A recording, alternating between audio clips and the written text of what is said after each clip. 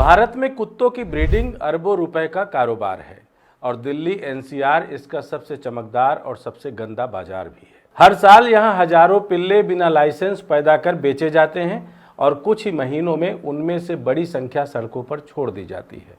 अब सवाल यह है कि 8 हफ्तों में सभी आवारा कुत्तों को शेल्टर में डालने का अदालत का आदेश कहीं कुत्तों के नाम पर कमाई का नया धंधा तो नहीं बना देगा, क्योंकि जब तक अवैध ब्रीडिंग पर रोक नहीं लगती, दिल्ली का यह शानदार मगर गंदा बाजार और भी फैल सकता है और असली समस्या जस की तस बनी रहेगी। नमस्कार, मैं डॉक्टर विजय शुक्ल। 2003 से पहले भारत के शहरों में आवारा कुत्तों का प्रबंधन एक सरकारी ठेका था और इसका मतलब होता था निर्मम कुत्ता हत्या।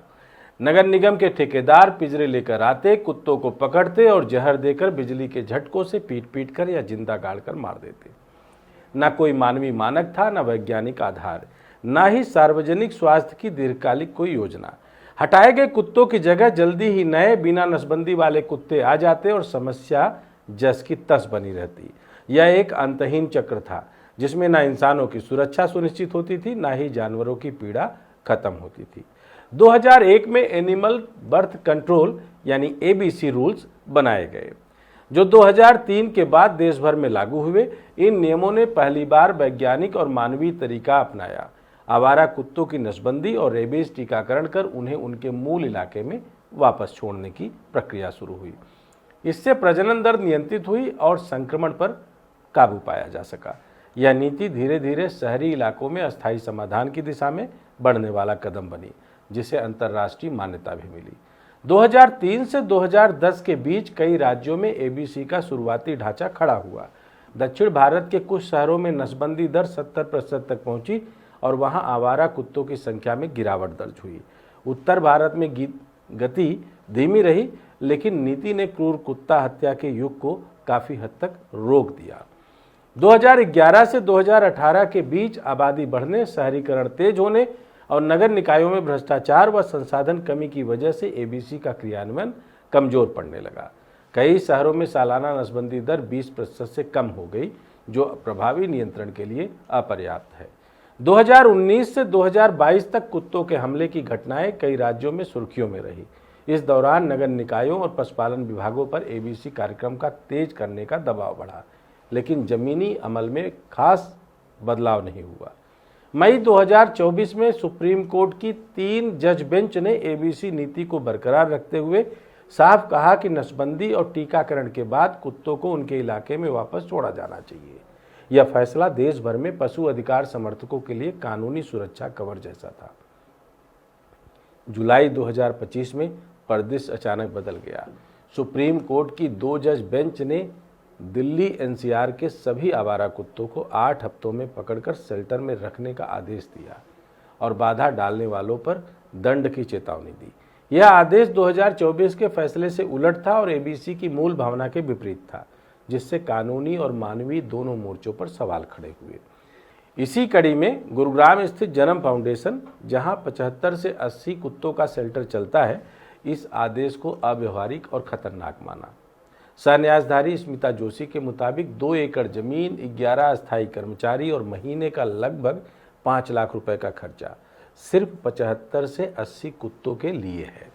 दिल्ली एनसीआर के अनुमानित 3 लाख कुत्तों के लिए 150 करोड़ प्रतिमाह का खर्चा, 10,000 एकड़ जमीन और 44,000 कर्मचारियों की जरूरत पड़ेगी, जो किसी भी प्रशासन के पास है ही नहीं। जन्म फाउंडेशन की माने तो ऐसे संसाधन न होने की स्थिति में यह आदेश प्रबंधन के नाम पर हटाने का रास्ता खोलेगा और यह हटाना वही होगा जो 2003 से पहले होता था, बड़े पैमाने पर मारक कार्रवाई। वे चेतावनी देते हैं कि इतने बड़े पैमाने पर पकड़ धकड़ से नसबंदी और टीकाकरण रुक जाएगा, जिससे रेबीज और लेप्टोस्पायरोसिस जैसी बीमारियां फिर से फैल सकती हैं। कोविड के बाद यह समझ पुख्ता हुई थी कि जानवरों और इंसानों की सेहत एक दूसरे से जुड़ी है, लेकिन यह आदेश उसी सीख को भूलने जैसा है। दिल्ली में आवारा कुत्तों का संकट केवल सड़क पर जन्म लेने वाले पिल्लों की वजह से नहीं है, बल्कि एक संगठित और बड़े पैमाने के पालतू व्यापार का परिणाम भी। राजधानी और एनसीआर में डॉग ब्रीडिंग करोड़ों रुपए का कारोबार है, जिसका बड़ा हिस्सा पूरी तरह अवैध है। सर्वे बताते हैं कि दिल्ली एनसीआर में लगभग 70% पिल्ले बिना लाइसेंस वाले ब्रीडरों से खरीदे जाते हैं। ये पिल्ले बिना नसबंदी और टीकाकरण के सड़कों पर छोड़ दिए जाते हैं। अनुमान है कि हर साल 25 से 30 हजार पिल्ले इस बाजार से निकलते हैं और कुछ महीनों में आवारा कुत्तों की आबादी का हिस्सा बन जाते हैं।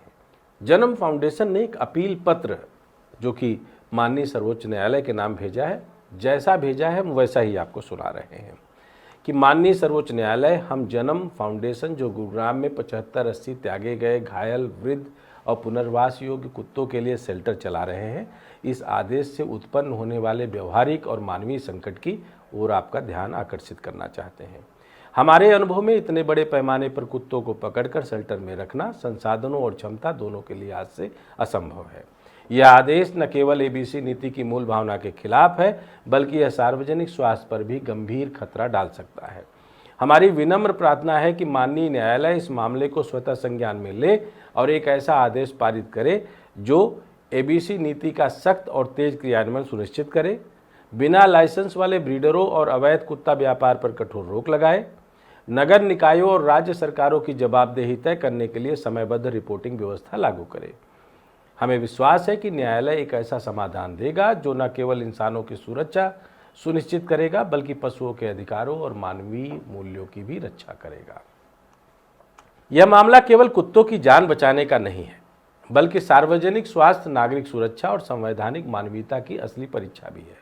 अदालत अगर पुराने फैसलों की भावना को बनाए रखते हुए मौजूदा आदेश को वैज्ञानिक और मानवीय नीति से जोड़े, तो इससे न केवल जन्म फाउंडेशन जैसी संस्थाओं की चिंता दूर होगी, बल्कि पूरे देश में इंसानों और जानवरों के बीच एक अस्थायी, सुरक्षित और सभ्य संतुलन भी कायम होगा। यह वह क्षण है जब न्यायालय अपनी संवैधानिक शक्ति से अतीत की क्रूरता के अंधेरे में लौटने के बजाय मानवीय और वैज्ञानिक भविष्य का रास्ता चुन सकता है।